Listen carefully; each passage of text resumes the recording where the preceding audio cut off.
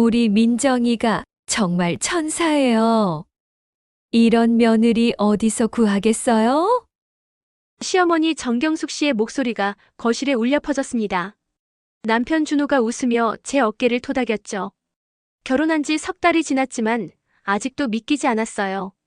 시어머니께서 저를 이렇게까지 예뻐해 주실 줄은 꿈에도 몰랐거든요. 친구들이 들려주던 무서운 시어머니 이야기들과는 정반대였습니다. 오히려 저보다 시어머니께서 더 적극적으로 며느리 사랑을 표현해 주셨어요. 매주 일요일 시댁에 갈 때마다 시어머니는 제가 좋아하는 음식들을 가득 차려놓고 기다리고 계셨습니다. 갈비찜, 잡채, 동태찌개까지. 결혼 전 몇 번 와봤을 때 제가 맛있게 먹었던 것들을 모두 기억하고 계신 거예요. 그럴 때마다 가슴이 뭉클했습니다.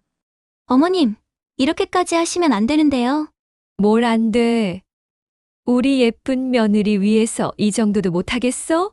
준호야, 너 정말 복 받았다. 민정이 같은 며느리 만나기가 하늘의 별 따기야. 시어머니는 항상 이런 식으로 저를 지켜 세워주셨어요. 처음에는 쑥스럽기도 했지만 점차 마음이 편해졌습니다. 친정어머니처럼 따뜻하게 대해주시니까 시댁이라는 생각이 안 들 정도였죠. 특히 시어머니께서 준호에게 저 자랑을 하실 때면 정말 뿌듯했어요. 며느리를 친딸처럼 아껴주신다는 게 이런 기분인가 싶었습니다. 결혼 전 엄마가 걱정하셨던 것과는 정반대 상황이었거든요. 민정아, 시어머니랑 잘 지내야 해. 특히 아들 하나뿐인 집은 더 조심해야 한다. 엄마의 걱정이 기우였다는 걸 알았을 때 얼마나 안도했는지 몰라요. 시어머니는 오히려 저를 친딸보다 더 아껴주시는 것 같았어요. 준호도 그런 어머니를 보며 흐뭇해했습니다. 엄마가 민정이를 정말 좋아하시네. 다행이야. 당연하죠. 어머님이 얼마나 좋으신 분인데요. 그때 저는 정말 순진했습니다. 시어머니의 다른 얼굴이 있을 거라고는 상상도 못했거든요. 아니, 정확히 말하면 상상하고 싶지 않았어요. 이 평화로운 일상이 계속되길 바랐으니까요. 매일 아침 준비해주시는 도시락, 제가 감기 기운만 있어도 끓여주시는 생강차, 친정 가는 날이면 싸주시는 반찬들까지. 시어머니의 사랑은 정말 완벽해 보였습니다. 이런 시어머니라면 평생 모시고 살아도 행복할 것 같았어요. 민정아, 미안해. 갑자기 출장이 잡혔어. 준호가 미안한 표정으로 말했어요. 해외 영업팀에서 일하는 남편은 가끔 급작스러운 출장을 가야 했습니다. 결혼 후 처음 맞는 출장이었죠. 괜찮아요. 며칠이나 가시는데요? 사흘 정도. 베트남 다녀올게. 어머님께 인사드리고 가세요. 준호가 시어머니께 출장 소식을 전하자 시어머니의 반응이 조금 이상했어요. 평소라면 아들 걱정에 이것저것 당부하실 텐데 그날은 유독 짧게 대답하셨습니다. 그래, 조심히 다녀와.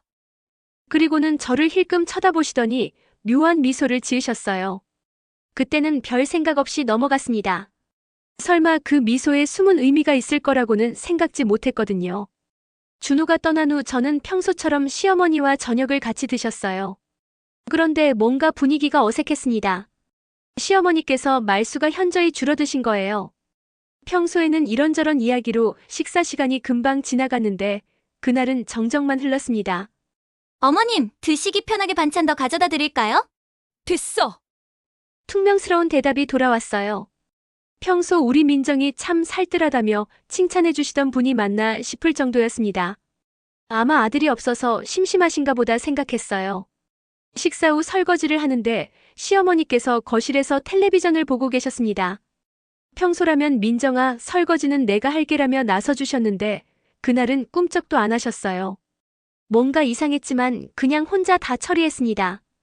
그날 밤 잠자리에 들기 전 시어머니께 인사를 드리러 갔어요. 어머님, 안녕히 주무세요. 응. 짧은 대답뿐이었어요. 방문을 나서는데 뒤에서 시어머니의 중얼거림이 들렸습니다. 이제야 조용하겠네.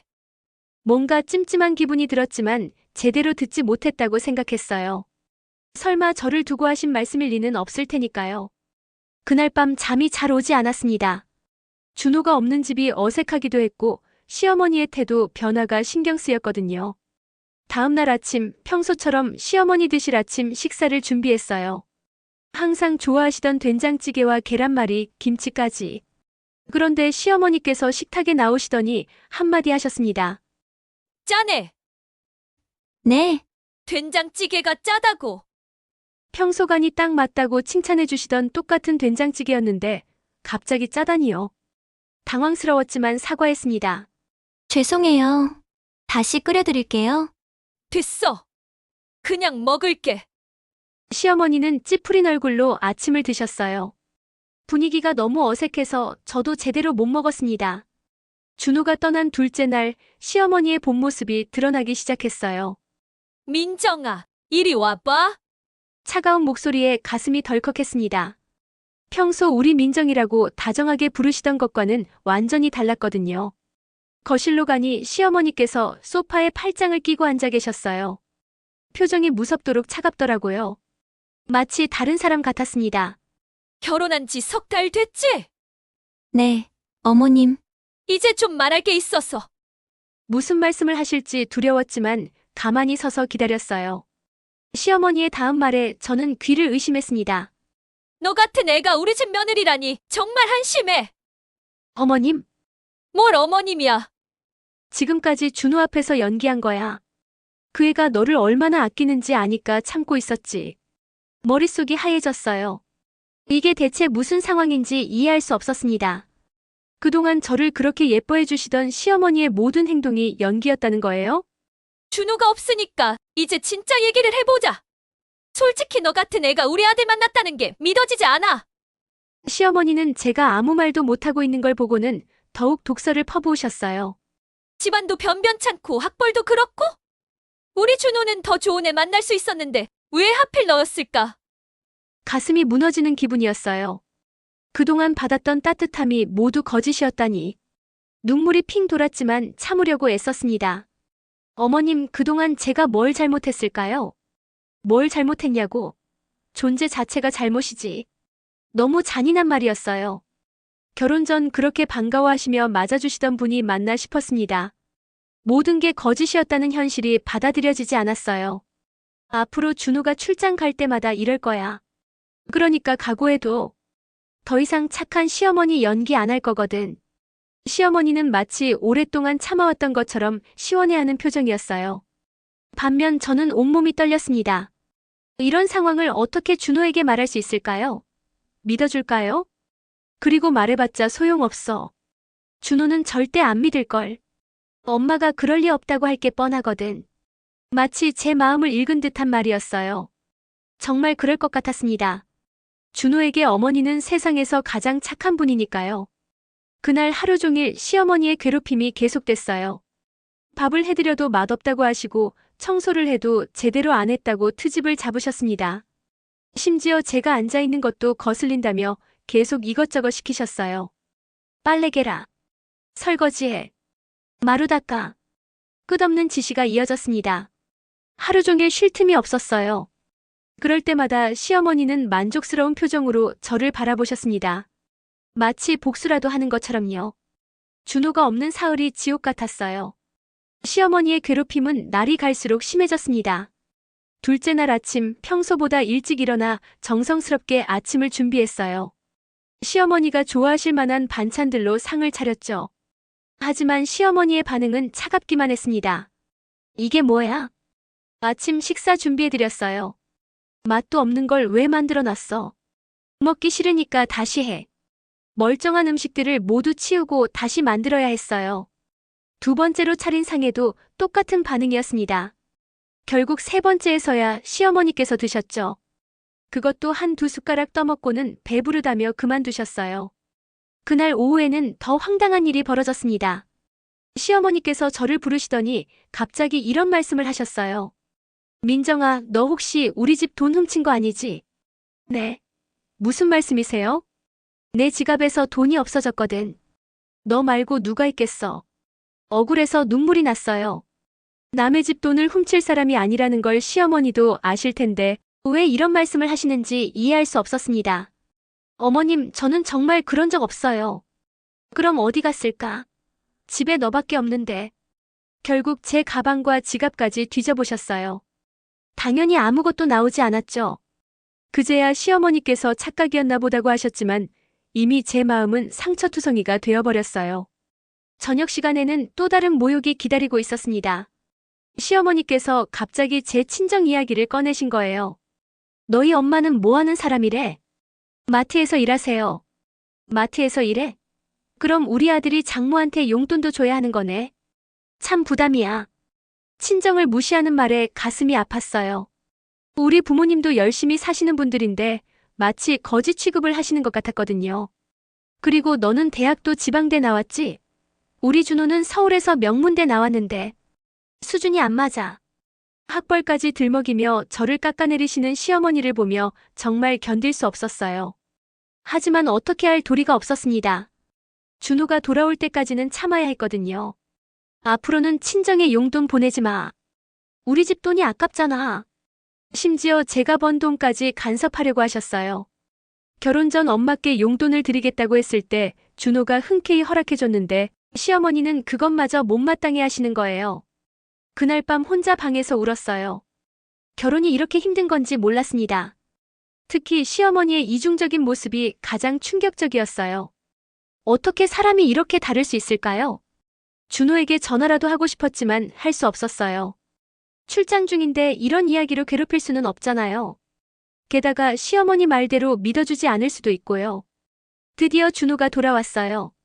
사흘 만에 보는 남편의 얼굴이 그렇게 반가울 수가 없었습니다. 다녀왔어, 민정아. 고생 많으셨어요. 어머님께 인사드려요. 준호가 짐을 내려놓고 시어머니께 인사를 드리러 갔어요. 그 순간 시어머니의 표정이 순식간에 바뀌더라고요. 저를 괴롭히던 차갑고 무서운 얼굴에서 다정한 어머니의 얼굴로 변신한 거예요. 아이고, 우리 아들 고생 많았지? 민정이가 얼마나 기다렸는지 몰라. 엄마도 보고 싶었어요.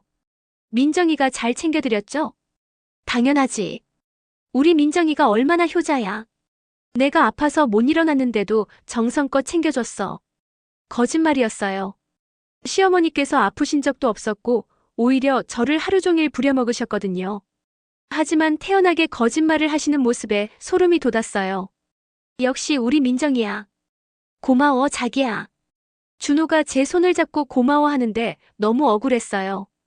정작 사흘 동안 제가 당한 일들은 아무도 모르잖아요. 말하고 싶었지만 입이 떨어지지 않았습니다. 저녁 식사 시간이 더 가관이었어요. 시어머니께서 완전히 다른 사람이 되어 계셨거든요. 민정아, 고생 많았어. 준호 없는 동안 내가 많이 외로웠을 텐데 잘 참아줘서 고마워. 아니에요, 어머님. 저야말로 어머님께서 잘 챙겨주셔서 외롭지 않았어요. 거짓말을 할 수밖에 없었어요. 준호 앞에서 시어머니와 싸울 수는 없잖아요.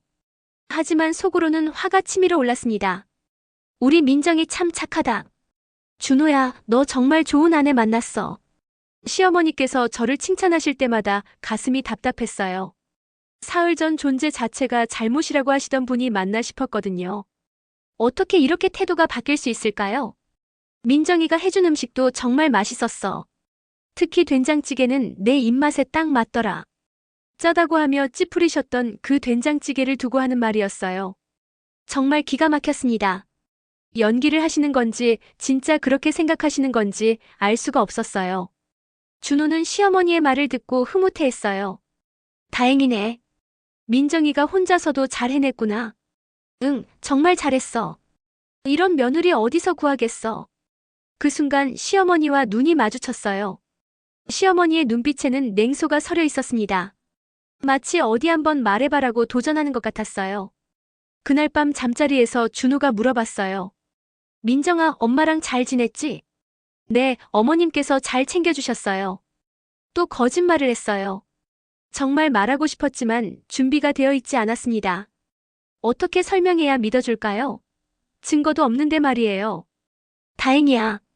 엄마가 민정이를 정말 좋아하시는 것 같아. 준호의 말에 쓴웃음이 나왔어요. 좋아한다고요? 정반대인데 말이죠.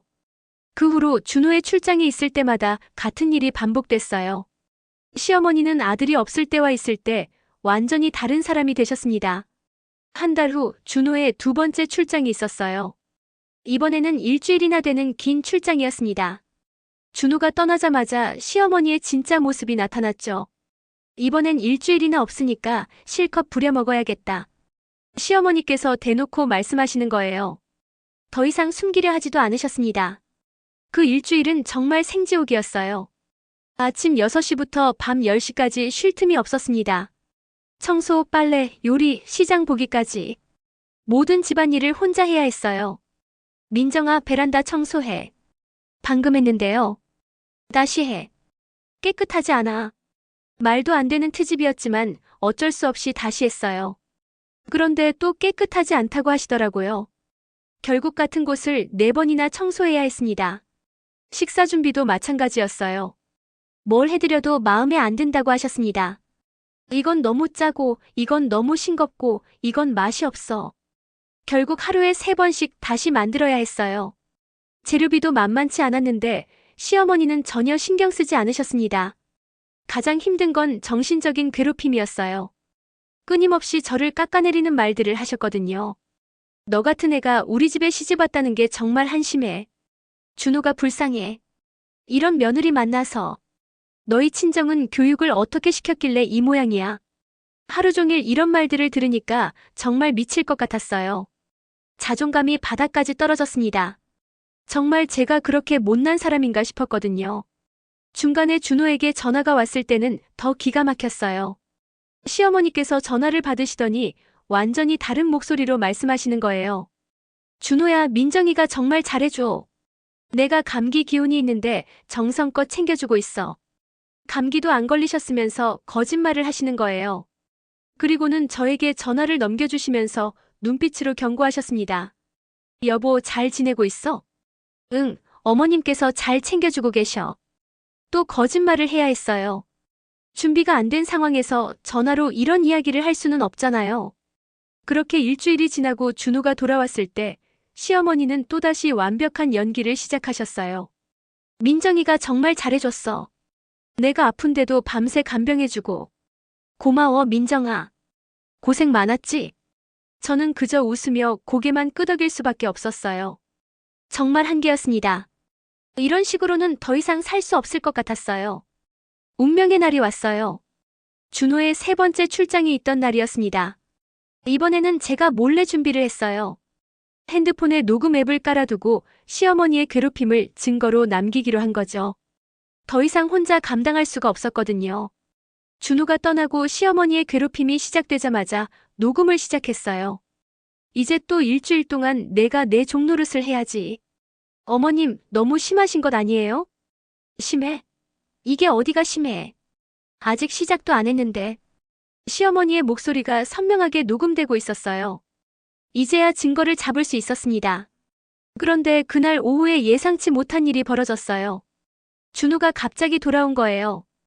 해외 거래처에서 일정이 취소되어 하루 만에 돌아오게 된 거였죠.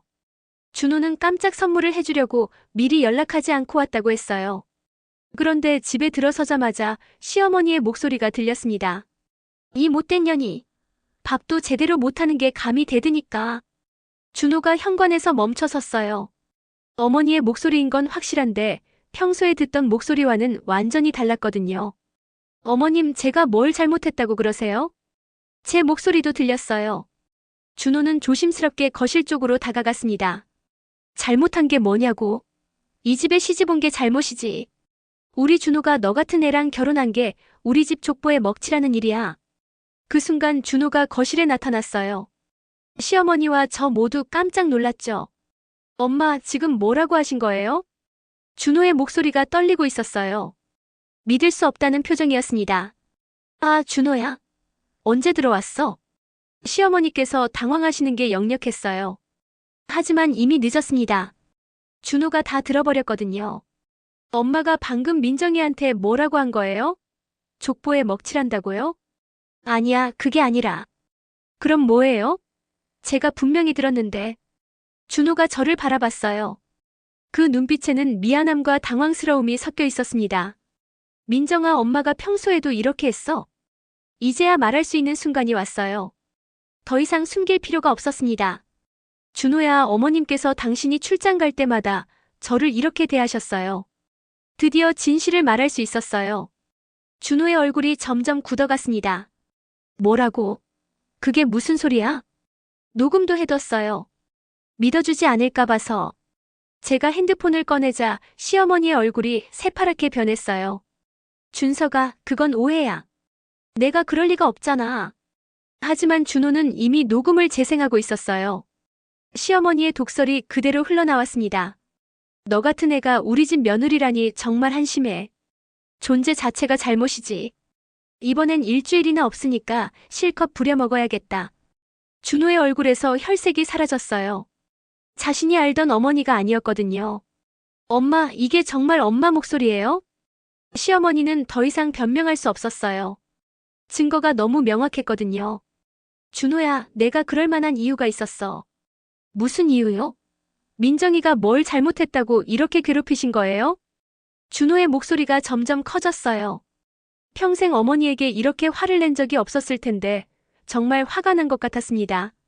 난 우리 아들한테 더 좋은 며느리가 들어왔으면 했어. 그런데 민정이는 뭐요? 어머님이 보시기에 부족하다고 이렇게 괴롭히신 거예요? 저는 그 자리에서 울음이 터져 나왔어요. 그동안 참아왔던 모든 감정이 한꺼번에 쏟아져 나왔습니다. 민정아, 미안해. 정말 미안해. 준호가 저를 안아주며 사과했어요. 그제야 마음이 조금 놓였습니다. 엄마, 정말 실망이에요. 어떻게 이럴 수 있어요? 준호야, 엄마 마음도 이해해봐. 무슨 마음이요? 내 아내를 괴롭힐 마음 말이에요? 준호와 시어머니 사이에 큰 갈등이 시작되었어요. 저는 그 모습을 보며 복잡한 심정이었습니다. 진실이 드러나서 다행이었지만 가족이 이렇게 될 줄은 몰랐거든요. 그날 밤 우리 집에는 긴 대화가 이어졌어요. 준호는 어머니께 단호하게 말씀드렸습니다. 엄마, 앞으로 민정이한테 사과하시고 제대로 대해주세요. 안 그러면 저희는 따로 나가서 살겠어요. 시어머니께서는 처음에 억지를 부리셨어요. 내가 뭘 잘못했다고 사과를 해. 며느리 교육 좀 시킨 게 죄야. 교육이요? 이게 교육이에요? 녹음 들어보니까 교육이 아니라 괴롭힘이잖아요. 준호가 녹음을 다시 틀어주자 시어머니는 말문이 막히셨어요. 자신의 목소리로 된 증거 앞에서는 더 이상 부정할 수 없었거든요. 그동안 민정이가 얼마나 힘들었을지 생각해보세요. 신혼인데 이렇게 괴롭힘을 당했다니. 저는 준호가 제 편을 들어주는 게 정말 고마웠어요. 혹시 어머니 편을 들지 않을까 걱정했었거든요. 며칠 후 시어머니께서 저에게 사과하셨어요. 마지못해 하시는 것 같았지만 그래도 사과는 사과였습니다. 민정아, 그동안 미안했다. 괜찮아요, 어머님. 내가 너를 잘못 봤나 보다. 앞으로는 제대로 대할게. 진심인지는 모르겠지만 일단 상황이 정리되었어요. 그 후로 시어머니의 태도는 완전히 달라졌습니다. 예전처럼 과도하게 친절하지는 않았지만 최소한 인격적으로는 대해주셨어요. 준호 역시 제게 더욱 잘해주었어요. 어머니 때문에 고생한 게 미안하다며 계속 사과했습니다. 민정아, 정말 미안해. 내가 엄마를 제대로 못 봤구나. 이제 알았으니까 됐어요. 앞으로는 내가 더 신경 쓸게. 엄마가 이상하게 굴면 바로 말해줘. 그렇게 우리 집에는 평화가 찾아왔어요. 물론 시어머니와의 관계가 완전히 회복된 건 아니지만 최소한 괴롭힘은 당하지 않게 되었습니다. 지금 생각해보면 정말 용기 있는 선택이었던 것 같아요. 만약 그때 녹음을 하지 않았다면 지금도 시어머니의 이중성에 시달리고 있을 테니까요. 결혼 생활이 항상 순탄할 수는 없다는 걸 깨달았어요. 하지만 진실은 언젠가 드러나게 되어 있고 정직한 사람이 결국 승리한다는 것도 배웠습니다. 지금 저희 부부는 행복하게 살고 있어요. 시어머니와도 적당한 거리를 유지하며 평화롭게 지내고 있습니다. 무엇보다 준호가 제 편이 되어준다는 믿음이 생겨서 든든해요. 혹시 저와 비슷한 상황에 있는 분들이 계시다면 포기하지 마세요. 진실은 반드시 밝혀지고 정의는 승리합니다. 여러분의 소중한 댓글과 구독, 좋아요가 큰 힘이 됩니다. 모든 며느리들이 행복한 결혼 생활을 하시길 바라며 이야기를 마치겠습니다.